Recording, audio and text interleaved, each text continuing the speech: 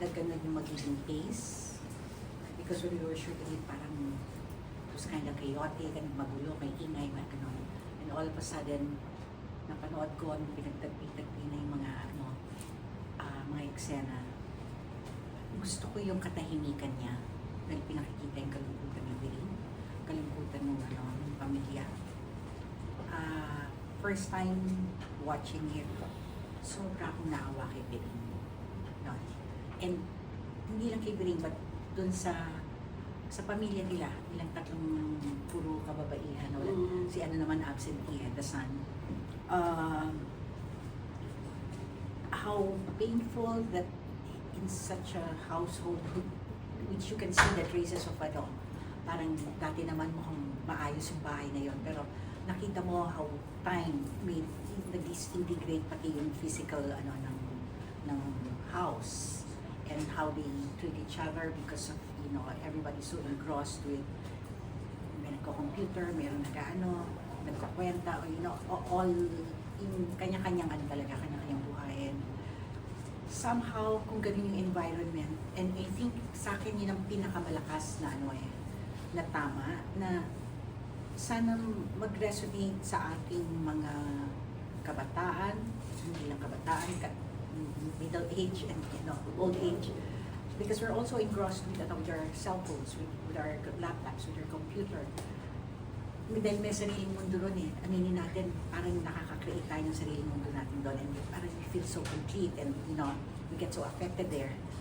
Nakakalimutan natin, merong mundong nahahawakan, merong mundong nakakaramdam talaga, merong mundong hindi lang puro salita, hindi lang naka-text, hindi lang, it's not just images, it's not just video.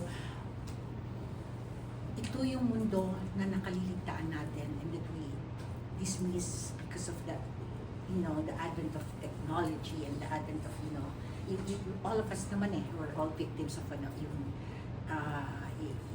social media, and not just social media, but parang lahat nakatutok sa you want to watch a movie, pili ka kung anong streaming platform.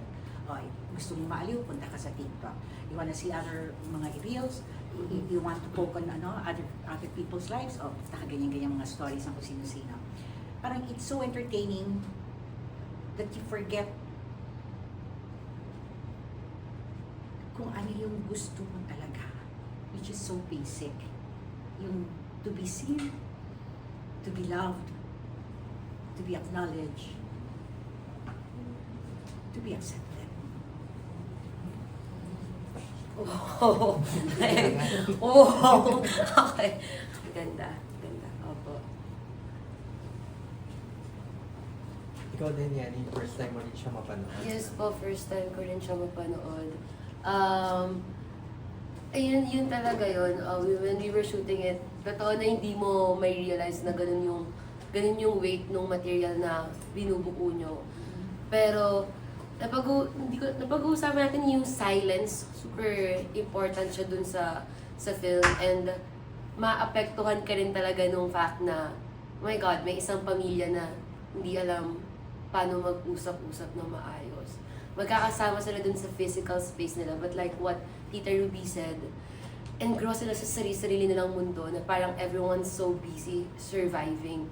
And so, naghahanap sila ng affection and love sa mga maling lugar.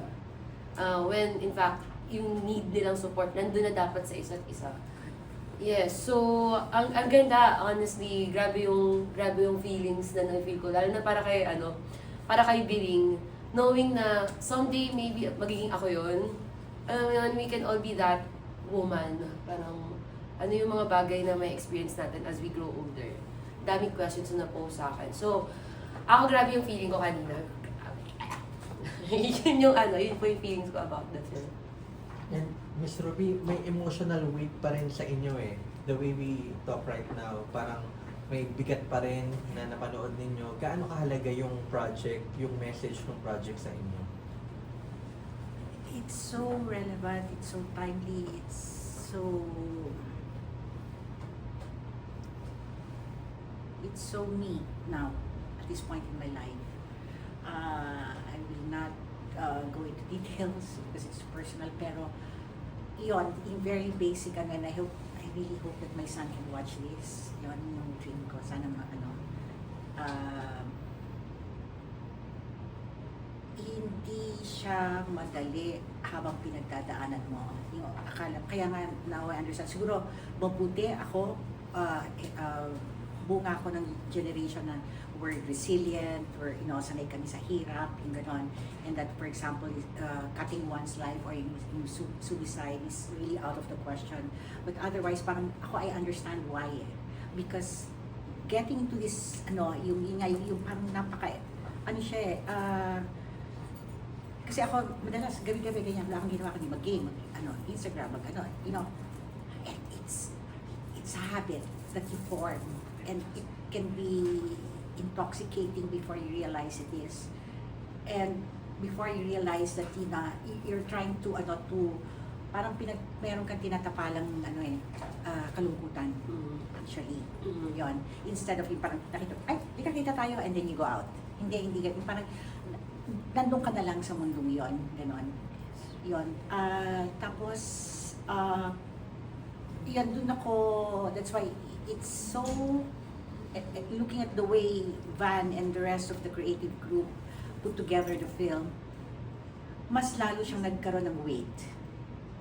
More than when I read it as a material, more than when we were shooting it, when we were doing the principal photography. Kasi parang mas lalo nagkaroon siya ng bigat. Parang mas, kumbaga parang na-align, ni-realign yung pag-iisip ko, yung ganon.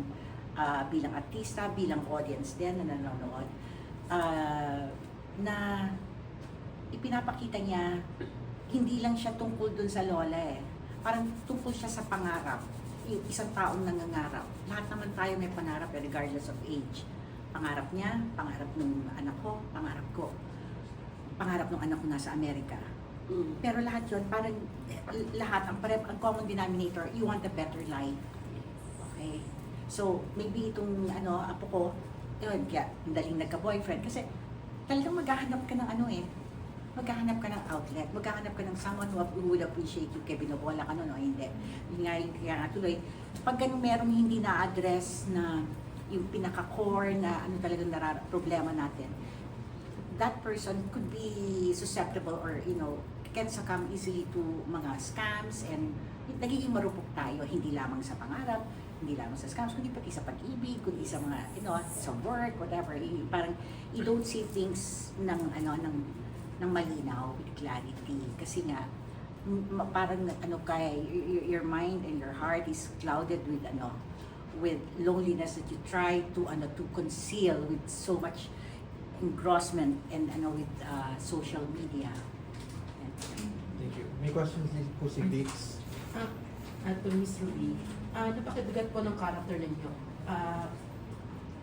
Paano nyo, nahirapan po ba kayo i-let go or magpaalam ipagpag yung character ninyo? Parang medyo, sa totoo,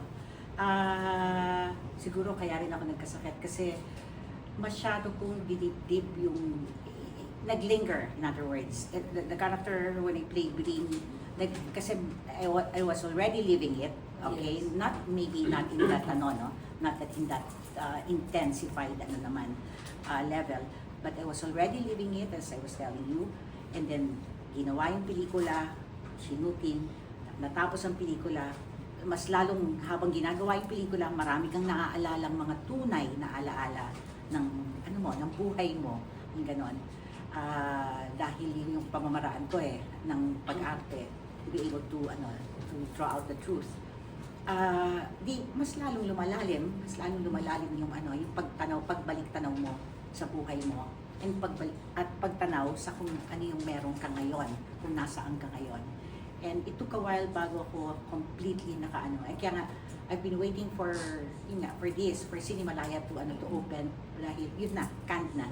Kaya nga nagulat ako na buti merong ganitong kasi hindi ko alam if napanood ko just on the screen on our opening, parang baka mawasak ako sa at least medyo mapuproseso. Gusto ko yung pelikula. How is it working po for direct po? Since bago lang siya, kamusta pa yung Yes. working? Van. Mahirap. Okay? I don't know if I told him this. Mahirap na madali. Madali because he's, very open like any other young directors, to my experience. A lot of young directors are very open at saka, syempre, maano sila, magalang. They think that you know a lot, yung ganon. Pero Kevan, yes, he would accord you that respect and that yung parang ibibigay niya sa'yo, parang alam niyang may alam ka, may maturity, may wisdom, ganyan. Pero, siya ang masusunod kung ano ang gusto niya. Up to the littlest and minutest detail of tono ng boses, hindi siya talaga titingin. Yes. Parang, anong mali? Parang ikaw naman na artista, na feeling mo, tama naman yung ginawa ko, parang anong mali dun sa tono, anong mali sa ano. But no, hanggang dumating dun sa point na sundin mo siya. Kasi siya ang mas nakakaalam ng ano eh. Yung kabawa, yung ganun-ganun, that scene. Hindi ko nga alam na may mga, pala doon, mga lalabas na, may mga lalabas. pixels. Yeah, pixels and everything, that magnify that scene. At that point when I was, for example, I would cite that scene. When he told me that, ako lang yung attitude ko, i-open ko dito sa batang ito. Kasi, para maaaring hindi siya ganun ka-articulate in what he wants to get from you. But I could see na meron siyang vision. Hindi pa lang niya, maybe sa susunod niyang feature film, he can very much articulate his directions. If he lacks articulation in what he wants to do, but you could feel kung nakakaramdam ka, dama mo kung hindi mo pa nakukuha yung gusto niya dahil hindi kanya titigilan. Hindi talaga. Di ba? Yes po. Kay Yani, how was working with the Ruby Ruiz? Exactly, the Ruby Ruiz. Hindi ko alam, dito pa ako, nakaupo ako sa tabi niya. Pero, honestly, parang katulad kay Direk Van, alam mo yung first time mo, tapos yung mga kasama mo, Ruby Ruiz, tapos Alessandra De Rossi. Honestly, nakakatakot, pero kasi never naman nilang ipapafeel sa'yo na, bago ka nga, hindi, sobrang you feel like, okay lang na i-navigate ko to with them. Hindi ako ma-judge, hindi ako, grabe lang yung paramdam. Siyempre, super grateful and ang dami ko natutunan from them. Just watching them perform dun sa set. So what did you learn from her? Actually, wala pa. Joke lang. Hindi si Tita Ruby. Alam mo, si Tita Ruby parang sobrang niya, paano ba to? Parang hindi mo maramdaman na siya si Ruby Ruiz. Ang cliche ba ng answer na yun? Hindi mo maramdaman na parang, veterana ako dyan ka. Hindi mo ako pwedeng lapitan. Pero pag siya, doon lang siya, madaldal si Tita Ruby, lagi siya may pagkain, tapos chichikahin ka niya. Tapos yung which helps kasi yung relationship namin sa film, apo niya ako eh. So yung connection na meron si Sofia and si Biring, sobrang laking tulong na ganun si Tita Ruby offline kasi hindi mahirap na kapag andun ka na di mo nang i-bring to life si Sofia, maramdaman mo na, okay, lola ko talaga siya. Ako gustong-gusto ko yung mga eksena namin, those very simple scenes that I would consult her about paano gamitin itong computer, paano gamitin yung mouse. Kasi ang galing ng ng pagbato, yung banter natin. Tuwan-tuwa ako kay kahit yung mga first few takes namin. Dahil, ang natural lang. Kasi parang lagi ko wini-wish, sana ganito ka-patient yung anak ko. Siyempre, ayan lang mo. Parang siya, hindi, parang, siguro kasi ako. Parang ganito yung isip ko. I mean, siguro kung si Alessandra ang tinatanong ko, maano ba? Ang gano'n. Ang simple-simple naman, ganito lang. Yung parang pag-anak mo. Pero pag apo pala, parang may konting patience with the lola. Yan. And I felt that from Yani from the very first day that we had a scene together. At hindi ko naisip na bago siya. Hindi talaga. Wow! To be honest, hindi ko alam. At saka, yun, wala naman akong ganung yung parang bumabago. Parang, basta gawin natin yung mga natin, characters na dapat gampanan. How was it, working with Alex for the photo? Yes! With Alex, siya, lakas ng presence ni Alex eh. I don't know if she's aware of it. Yung kahit wala siyang salitain, wala siyang dialogue, pag nandun siya sa exam, tumingin ka lang sa kanya, ang lakas. So, ako, when yung first scene namin ay yung kakain kami, tapos nagsisisigaw siya, nagkukukwenta dun sa ulam, yung ganon.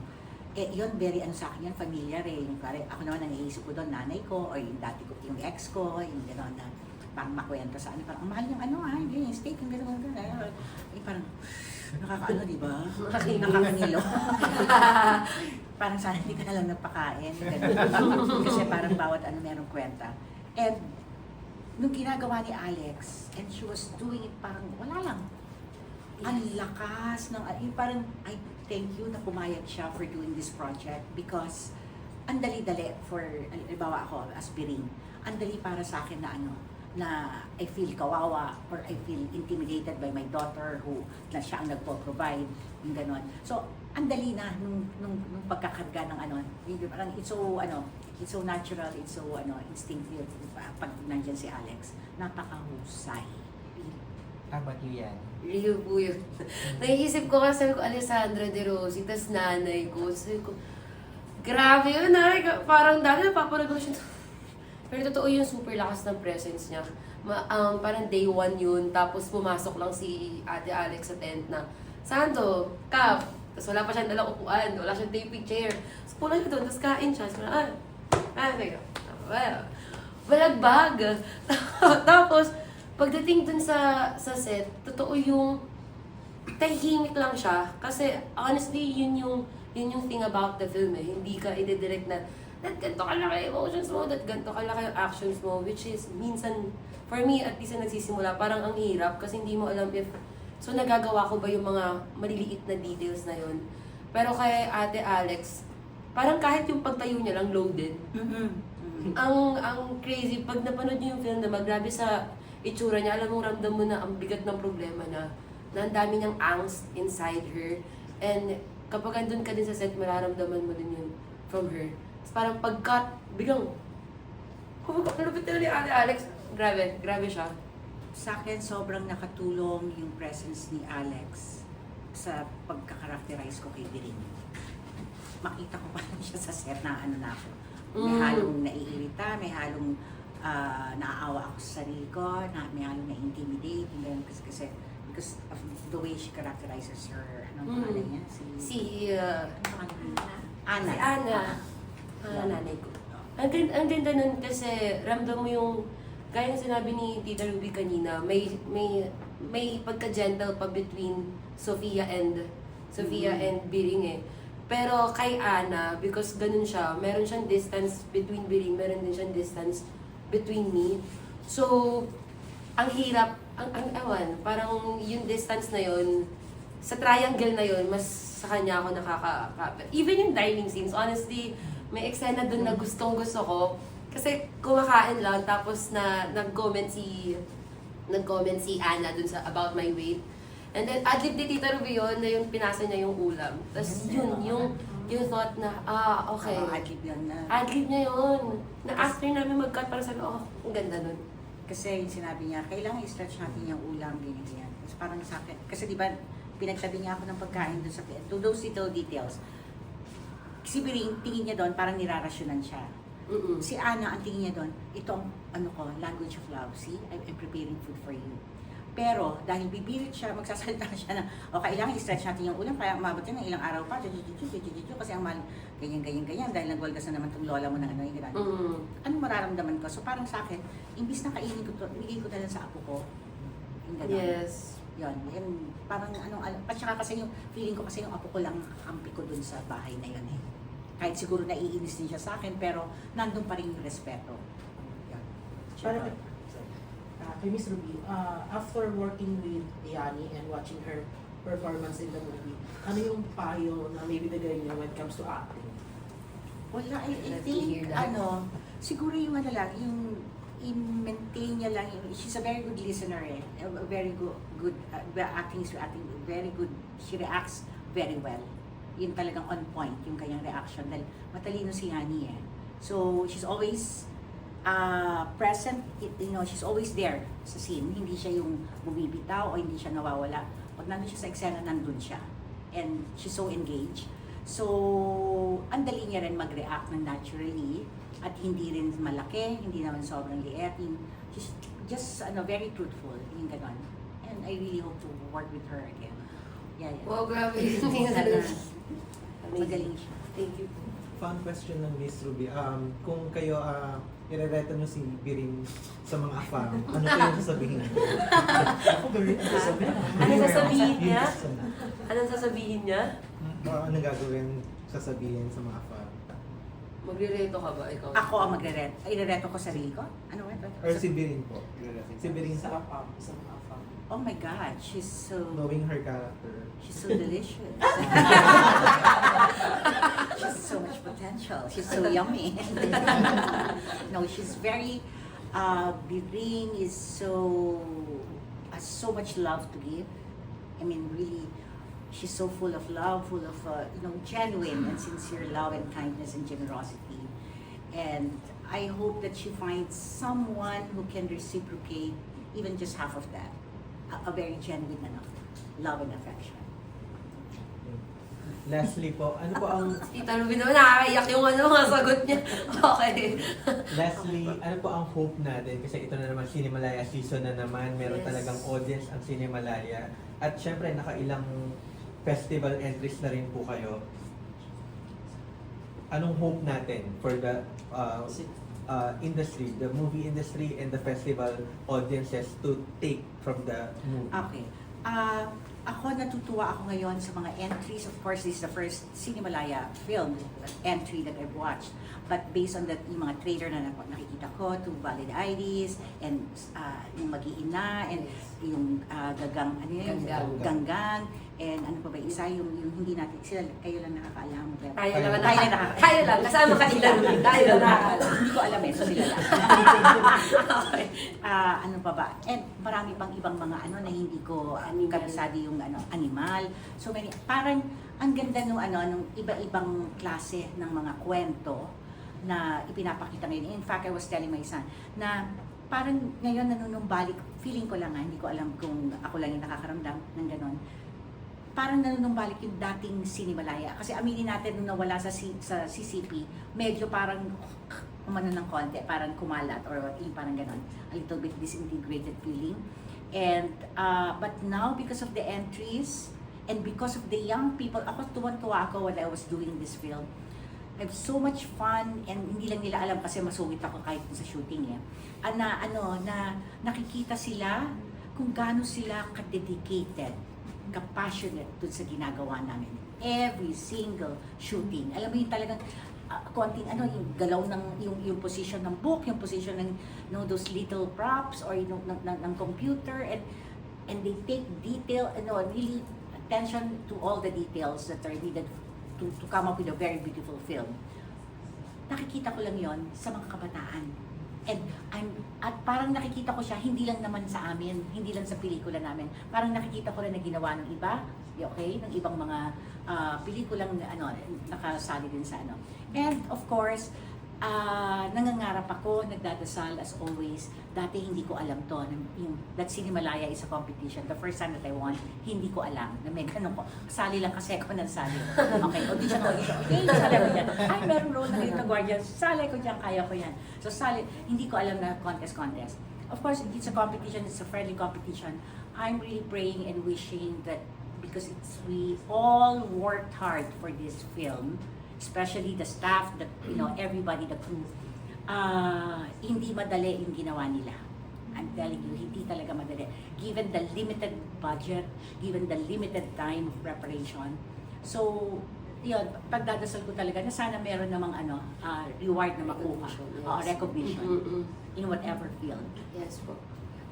To add na lang din to that, and because key message din siya ng film namin, yung something about age talaga. Yeah. Siguro, well, because first time ko rin to, tapos si Direk Van feature, niya, may something about dun sa thankful din to institutions like, Cinemalaya, Yeah. diba? And also, like, parang yung mga matagal na sa industry, wini-welcome nila yung newer voices like us, and then merong great sense of collaboration in there. So, describe niya na super fun siya of seeing young creatives work there. But for us then na new and young, parang super happy kami na at least nabibigyan kami ng chance to work with people na talagang who has been working in this industry for so long. And yun nirespeto yung input talaga ng everyone. Grabe lang din yung growth that happens when hinahayaan ng isa't isa na mag-collaborate because we can learn so much from them. And then masaya sa feeling na pinaparamdam nila sa amin na they are learning so much from us also. So parang wow talaga doon. And gaya ng sinabi ni Tita Ruby, ang exciting ng Cinemalaya this year kasi grabe yung hype. Kung if nakikita nyo sa social media, grabe, everyone's looking forward to it. Madami nalulungkot na wala siya sa mga probinsya. Which is sad. Sana mas maging wide yung distribution ng Cinemalaya. Pero yung fact na ang dami ng Pilipino, even younger people na very much interested na sa Cinemalaya. Hindi na lang siya niche na festival. Malaking bagay yun. Masaya siyang makita. May gusto rin po ako idagdag. Sana itong pelikulang Status Rejected, marami ring mga kaedad ko or even younger na makarelate, they would resonate with the kind of character and the kind of narrative that Status Rejected is trying to voice out. Sana mas maraming makapanood na mga, kasi maraming katulad ko na yung nangarap mag-Amerika, mga magulang ko yun talagang it's the big dream makapunta sa sa USA, yung gano'n, dahil doon, may tawag sa States, di ba? Yung stateside, hindi na stateside naman, parang madali nang bilhin doon, yung ganyan, tapos parang, the bigger dream, the greener pastures lagi Yes. nasa Amerika, yung gano'n. Sana mas maraming makapanood at makarelate at makita yung minsan yung pangarap natin hindi naman kinakailangan nandun, pwedeng mangyari dito sa sarili nating bayan. Yes po. Yun talaga yun. Thank you po. po.